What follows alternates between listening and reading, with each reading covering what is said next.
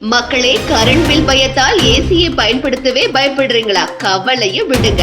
இப்படி யூஸ் பண்ணுங்க. அப்போதுள்ள காலத்தில் வீட்டுக்கு வீடு அதிக அளவில் மரங்கள் இருந்ததால் வீட்டில் ஃபேன் கூட உபயோகிக்காமல் குளு குளுவென்று இருந்தது. ஆனால் தற்பொழுதோ சிறிது இடைவேளை கூட விடாமல் வீட்டை அடுத்தடுத்து கட்டி வைத்துக் கொண்டு காற்று போக கூட வழியில்லாமல் இருக்கிறது. இதனால் வீட்டுக்கு வீடு ஏசி பயன்படுத்தும் நிலைமை தற்போது வந்துவிட்டது. கரண்ட் பில்லின் விலையும் தற்பொழுது எகிரிக்கொண்டே இருப்பதால் ஏசியை ஆன் செய்வதற்கே சிலர் வீட்டில் பயப்படுகிறார்கள். கவலையை விடுங்கள், ஏசி ஆன் செய்யலாம், கரண்ட் பில்லையும் குறைக்கலாம். அதற்கான வழியை தற்பொழுது பார்க்கலாம். ஏர் கண்டிஷனர்கள் எப்பொழுது வாங்கி இருந்தாலும் அதை சீரான இடைவெளியில் சர்வீஸ் செய்ய வேண்டும்.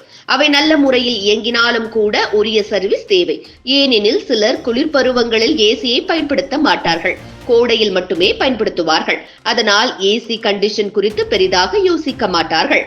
ஆனால் இவற்றில் தூசு அல்லது துகள்கள் அடைத்து சேதப்படுத்தலாம். ஏர் கண்டிஷனரில் காற்று வெளிவரும் பில்டர்களில் தூசு படிந்திருக்கலாம். இதனால் ஏசி பயன்படுத்திய பிறகும் நீண்ட நேரம் குளிர்ச்சியை உணர முடியாது. இதனால் மின் கட்டணம் தான் உயரும்.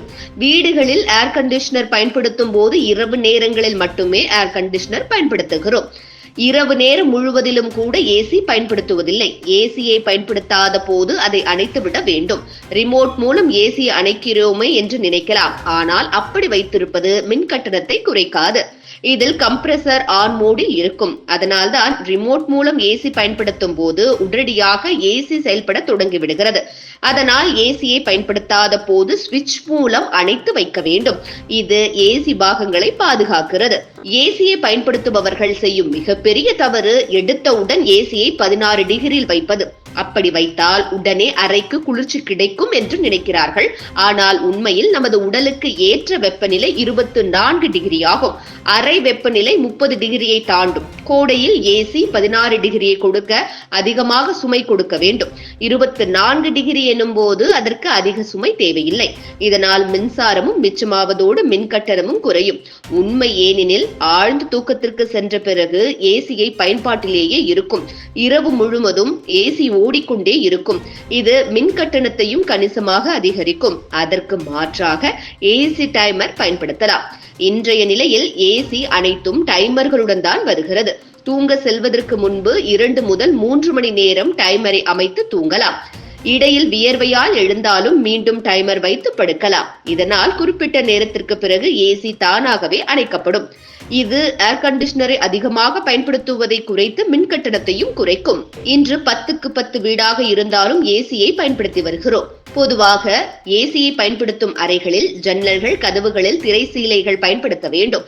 இவை அறையினுள் வெப்பத்தை அனுமதிக்காது.